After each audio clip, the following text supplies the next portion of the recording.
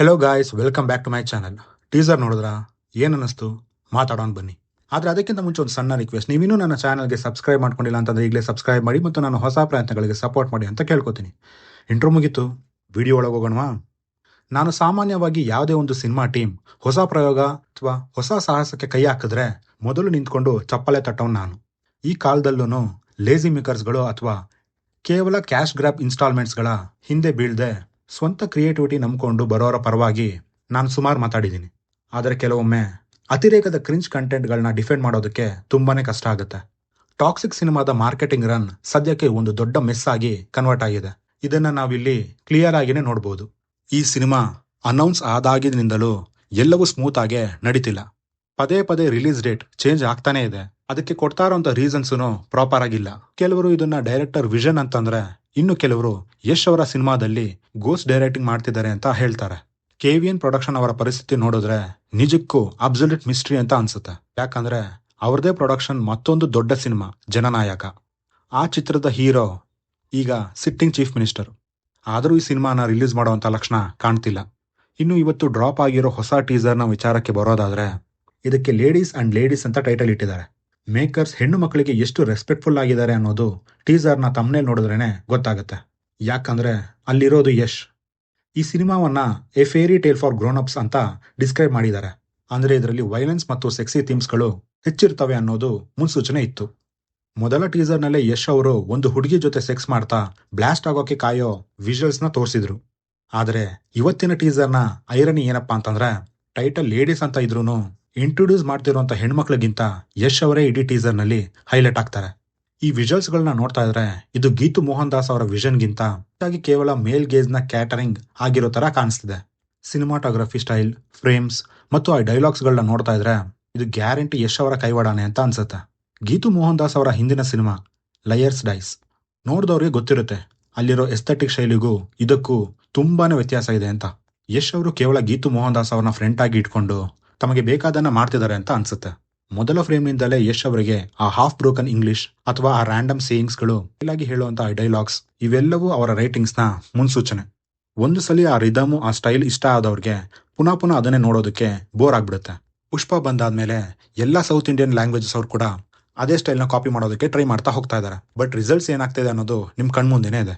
KGF ನಲ್ಲಿ violence dialogue hit ಆಯ್ತು ಅಂತ ಪ್ರಶಾಂತ್ ನೀಲ್ ಅವರು ಸಲಾರ್ನಲ್ಲೂ ಸೇಮ್ ಡೈಲಾಗ್ನ ತಂದ್ರು. ಬಟ್ ಆಡಿಯನ್ಸ್ಗೆ ಅದು ಅಷ್ಟು ಕನೆಕ್ಟ್ ಆಗಲಿಲ್ಲ. ಯಶ್ ಅವರು ಟಾಕ್ಸಿಕ್ನಲ್ಲೂ ಕೂಡ ಅದೇ ತರದ ಎಡ್ಜಿ ಪರ್ಸೋನಾನ ಇಟ್ಕೊಂಡು ಡ್ಯಾಡೀಸ್ ಹೋಮ್ ಅಥವಾ ಹ್ಯಾವ್ ಸಮ್ ಮ್ಯಾನರ್ಸ್ ಅಂತ ಡೈಲಾಗ್ನ ಹೇಳ್ತಾ ಹೋಗ್ತಾ ಇದ್ದಾರೆ. ಗೊತ್ತಿಲ್ಲ ಇದು ಯಾವ ರೀತಿ ಅವ್ರಿಗೆ ಪ್ಲಸ್ ಆಗುತ್ತೆ ಅಥವಾ ಯಾವ ರೀತಿ ಅವ್ರಿಗೆ ಮೈನಸ್ ಆಗುತ್ತೆ ಅಂತ. ಲೇಡೀಸ್ ಅಂಡ್ ಲೇಡೀಸ್ ಟೀಸರ್ ಶುರುವಾಗೋ ಮೊದಲ ಫೇರ್ನಲ್ಲೇ ಬರೋ ಒಂದು ಸ್ಟೇಟ್ಮೆಂಟ್ಗೆ ಯಾವುದೇ ಅರ್ಥ ಇಲ್ಲ. ವಿಜುವಲ್ಸ್ ತುಂಬಾನೇ ಪ್ರೊವೊಕೇಟಿಂಗ್ ಆಗಿದೆ. ಆದರೆ ಕ್ರಿಯೇಟಿವಿಟಿನ ಯೋಚಿಸಿದ್ರೆ ಇದು ಪೇರೆಂಟ್ಸ್, ಗ್ರ್ಯಾಂಡ್ ಪೇರೆಂಟ್ಸ್ ಅಥವಾ ಗ್ರೇಟ್ ಗ್ರ್ಯಾಂಡ್ ಪೇರೆಂಟ್ಸ್ ವರೆಗೂ ಹೋದ್ರೂ ಸಿನಿಮಾಗೆ ಯಾವುದೇ ರೀತಿಯಾದ ಕ್ರಿಯೇಟಿವ್ ಟ್ರಿಗರ್ ವಾರ್ನಿಂಗ್ ಸಿನಿಮಾದ ಪ್ರಮೋಷನ್ಗೆ ಯೂಸ್ ಆಗೋದಿಲ್ಲ. ರೈಟರ್ಸ್ ರೂಮ್ನಲ್ಲಿ ಕೂತು ಇದೇನೋ ದೊಡ್ಡ ಜೆಮ್ ಅನ್ಕೊಂಡು ಬರ್ದಿದ್ದಾರೆ ಅಂತ ಅನ್ಸುತ್ತೆ. ಆದ್ರೆ ಇದು ಕೇವಲ ಟೀಸರ್ನ ಟೈಮ್ ಫಿಲ್ ಮಾಡೋದಕ್ಕೆ ಅಷ್ಟೇ ಬಳಕೆ ಆಗಿದೆ. ನನಗೆ ಸಿನಿಮಾದಲ್ಲಿ ತುಂಬಾನೇ ಇಷ್ಟ ಆಗಿದ್ದು ಅಂತಂದ್ರೆ ಅದು ಸಿನಿಮಾಟೋಗ್ರಫಿ. ರಾಜೀವ್ ರವಿ ಅವರ ಕೆಲಸ. ಕೆಲವು ಫ್ರೇಮ್ಸ್ ಸೆಟ್ಟಿಂಗ್ಸ್ಗಳು ಅವರು ಕ್ಯಾಪ್ಚರ್ ಮಾಡ್ತಿರೋ ರೀತಿ ಅದ್ಭುತವಾಗಿದೆ. ಒಂದು ವೇಳೆ ಫಸ್ಟ್ ಸಿನಾರಿಯೋ ಸ್ಟೋರಿ ಲೈನ್ ಏನಾದರೂ ಡ್ರಾಪ್ ಆದ್ರೆ production design, cinematography and music ಇವೆಲ್ಲವೂ ಇಂಪ್ರೆಸಿವ್ ಆಗಿರ್ತವೆ. ಅಬ್ಸಲ್ಯೂಟ್ಲಿ ಸ್ಕೇಲ್ ಎಲ್ರಿಗೂ ಟೀಸರ್ನಲ್ಲಿ ಎದ್ದು ಕಾಣಿಸ್ತಿದೆ. ಆದರೆ ಯಾವಾಗ ಕ್ಯಾರೆಕ್ಟರ್ಗಳು ಇಂಟರಾಕ್ಟ್ ಮಾಡ್ತಾರೋ ಆವಾಗ ಆ ರಿಯಲ್ ಡೈಲಾಗ್ಸ್ಗಳು ಕ್ರಿಂಜ್ ಅಂತ ಅನಿಸ್ತಿದೆ. ಯಶ್ ಅವರು ಔಟ್ ಅಂಡ್ ಔಟ್ ಆಗಿ ಪೋಸಿ ಆಗಿರುವಂತ ಸೀನ್ಸ್ಗಳು ಇಲ್ಲಿ ತುಂಬಾನೇ ಇವೆ. ಜಿಲ್ಸ್ ಪಾಯಿಂಟ್ ಆಫ್ ವ್ಯೂ ಇಂದ ನೋಡಿದ್ರೆ ನೋಡಕ್ ತುಂಬಾನೇ ಚೆನ್ನಾಗಿ ಅನ್ಸುತ್ತೆ. ಆದ್ರೆ ಇಲ್ಲಿ ಟೀಸರ್ ಲೇಡೀಸ್ ಅಂತ ಇಟ್ಟು ಯಶ್ ಅವರೇ most of the frames cover ಆಗಿದ್ದಾರೆ. ನಯನ್ತಾರ ಅವರು ಬೈಕ್ ಓಡಿಸುವಂತ ಫ್ರೇಮ್ನ ಬಿಟ್ರೆ ಇನ್ ಎಲ್ಲ ಸೀನ್ಸ್ ಅಲ್ಲೂ ಯಶ್ ಅವರೇ ಡಾಮಿನೇಟಿಂಗ್ ಆಗಿದ್ದಾರೆ. Do you want to come one at a time or all together? ಈ ಡೈಲಾಗ್ ಖಂಡಿತವಾಗ್ಲೂ ಕ್ರಿಯೇಟಿವ್ ಲೈನ್ಸ್ ಅಂತೂ ಅಲ್ಲ. ನಾವು ಚಿಕ್ಕ ವಯಸ್ಸಿನಲ್ಲಿ ಆಟ ಆಡ್ಬೇಕಾದ್ರೆ ಈ ಚೀಪ್ ಡಬಲ್ ಮೀನಿಂಗ್ ಜೋಕ್ಸ್ಗಳನ್ನ ಹೇಳ್ಕೊಂಡು ನಗ್ತಾ ಇದ್ವಲ್ಲ, ಆ ರೀತಿ ಅನ್ಸುತ್ತೆ. ಒಂದು ಲೇಡಿ ಫೈಟರ್ ಬಾಯಿಗೆ ಯಶ್ ಅವರು ಗನ್ನ ಇಟ್ಬಿಟ್ಟು ಶೂಟ್ ಮಾಡೋ ಸೀನ್ ಇದೆಯಲ್ಲ, ನಿಜಕ್ಕೂ ಅದನ್ನ ಯಾವ ರೀತಿ ತೋರಿಸಿದ್ದಾರೆ ಅಂತ ಎಲ್ರಿಗೂ ಗೊತ್ತು. ನಾನು ಹೇಳೋದು ಇಷ್ಟೊಂದು ಓವರ್ ಆಗಿ ಮಾಡುವಂತ ಅವಶ್ಯಕತೆ ಇರಲಿಲ್ಲ. ಇನ್ನು ಲಾಸ್ಟ್ ಅಲ್ಲಿ ಬರುವಂತ ಆ ಕಾಕಿ ಡೈಲಾಗ್ ಯಾವುದೇ ಶಾಕ್ ವ್ಯಾಲ್ಯೂನ ಕೊಡೋದಿಲ್ಲ, ಚೀಪ್ ಅಂತ ಅನ್ಸುತ್ತೆ. ಟಾಕ್ಸಿಕ್ ಟೀಸರ್ನ ನೋಡ್ತಾ ಇದ್ರೆ a fairy tale for grown ups ಕೂಡ ಕೇವಲ ಯಶ್ ಸುತ್ತ ಒಳ್ಳೆ ಹೀರೋಯಿನ್ಸ್ನ ನಿಲ್ಲಿಸಿ ಮಾಡಿರುವಂತ ಆಕ್ಷನ್ ಸಿನಿಮಾ ತರ ಅನ್ಸ್ತಿದೆ. ನಮ್ಮ ಆರ್ಯವರ್ಧನ್ ಗುರುಜಿಯವರು ಹೇಳೋ ರೀತಿ 100% ಬರೆದಿಟ್ಕೊಳ್ರಿ, ಈ ಮೂವಿಗೆ ಫೆಮಿನಿಸ್ಟ್ಗಳ ಕಡೆಯಿಂದ ವಿರೋಧ ಬಂದೇ ಬರುತ್ತೆ. ಟೀಸರ್ನ ನೋಡಿದ್ರೆ ಏನು ಹೇಳೋಕ್ಕೆ ಹೊರಟಿದ್ದಾರೆ ಅನ್ನೋದೇ ಗೊತ್ತಾಗ್ತಾ ಇಲ್ಲ. ಈ ಆಲ್ಫಾ ಮೇಲ್ ಕಾನ್ಸೆಪ್ಟ್ ಎಷ್ಟರ ಮಟ್ಟಿಗೆ ವರ್ಕ್ ಆಗುತ್ತೆ ಅನ್ನೋದು ಗೊತ್ತಿಲ್ಲ. ಸಿನಿಮಾಗೆ ಟಾಕ್ಸಿಕ್ ಅಂತ ಹೆಸರಿಟ್ಟಿದ್ದಾರೆ. ಇದು ಆಬ್ವಿಯಸ್ಲಿ ಎ ರೇಟೆಡ್ ಸಿನಿಮಾ.